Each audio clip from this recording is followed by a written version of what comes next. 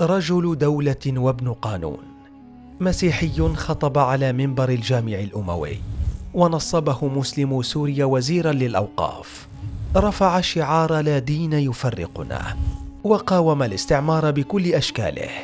ابن نجار وحفيد طبيب، وابن أم تمنت أن ينال من العلم الكثير، وفي النهاية بات ابنها يدرس الناس العلم لأجيال وأجيال. الرجل الذي اجتمع السوريون على حبه، وبقيت مواقفه خالدة حتى اليوم.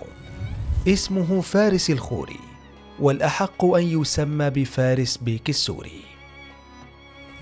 ولد فارس الخوري مسيحيا بروتستانيا عام 1873 لعائلة بسيطة كانت تعيش في قرية كفير التابعة لقضاء حصبي اليوم في لبنان. ومنذ أن شب على الدنيا أرسله أهله للتعليم، فنال تفوقا على أقرانه من الصبيان، ليتوج تفوقه وجهده بالدخول للكلية السورية حينها، وحصل منها على شهادة الماجستير في العلوم.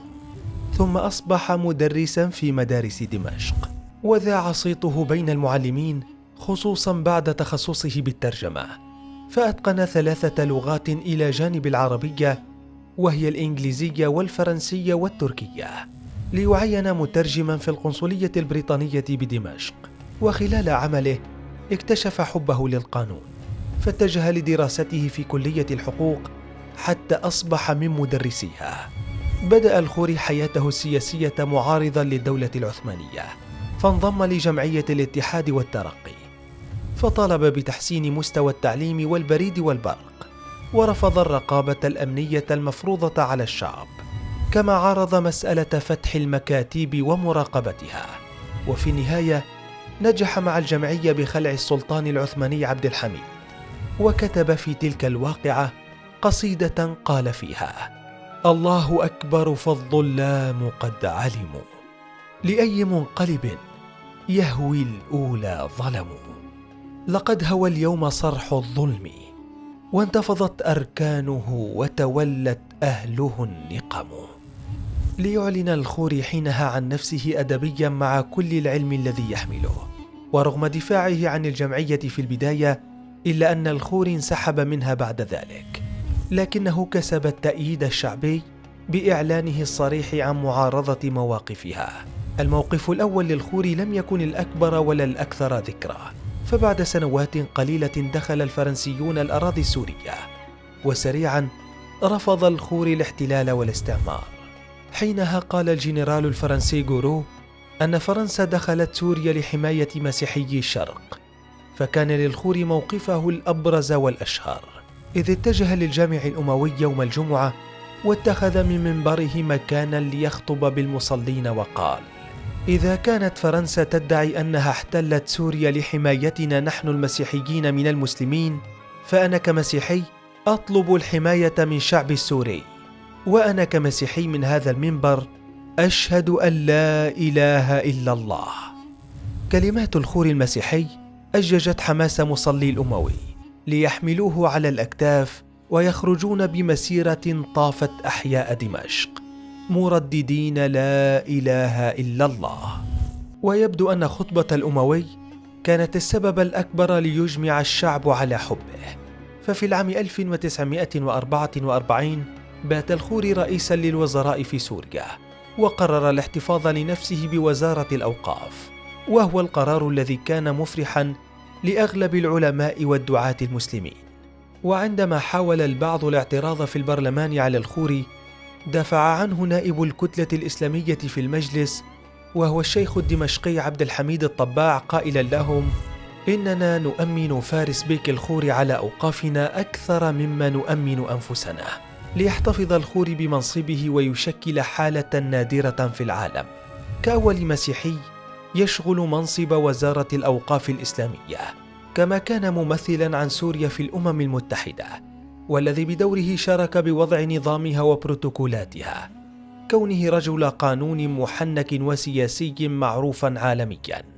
وفي أحد الأيام طلب الخوري اجتماعا للمطالبة برفع الانتداب الفرنسي عن سوريا، وكان له ما أراد. وعندما حان وقت الجلسة دخل الخوري بلباسه الدمشقي للقاعة، واتجه لمقعد المندوب الفرنسي وجلس عليه وسط استغراب جميع من في القاعة كونه مقعد سوريا بقي فارغا.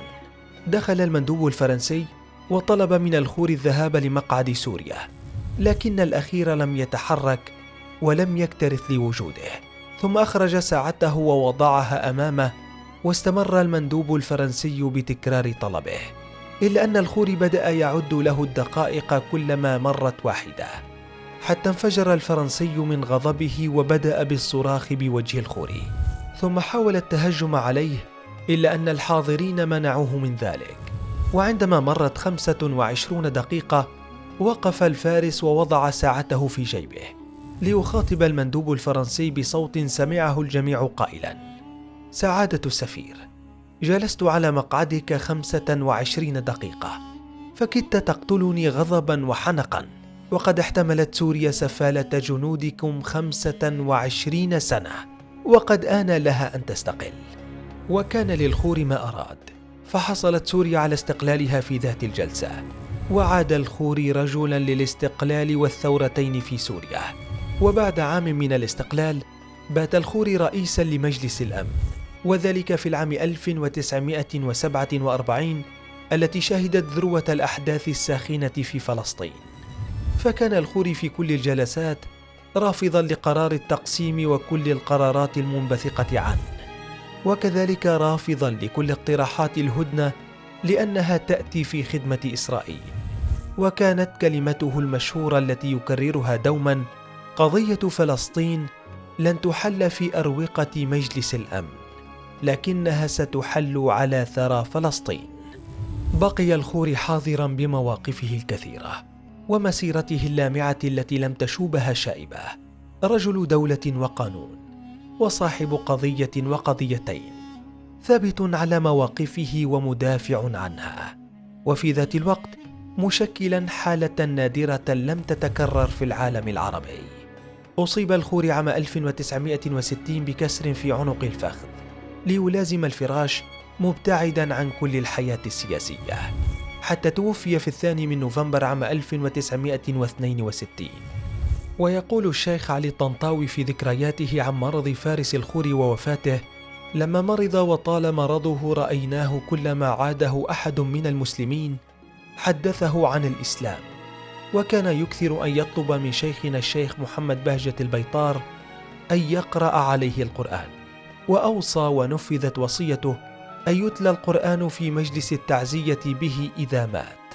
فكنت أحار في تفسير هذا كله، حتى نشر الأستاذ محمد الفرحاني كتابه عنه، وقد كان ملازما له في مرضه لا يفارقه أبدا، فإذا هو يؤكد أنه مات على دين الإسلام. فرحمه الله ورحم الفرحاني الذي فرحنا بهذا النبأ. رحل الخور عام 62 عن العالم، ولا تزال سيرته تذكر بعد 60 عاما من وفاته كرجل مر بتاريخ سوريا الطويل ولن يتكرر.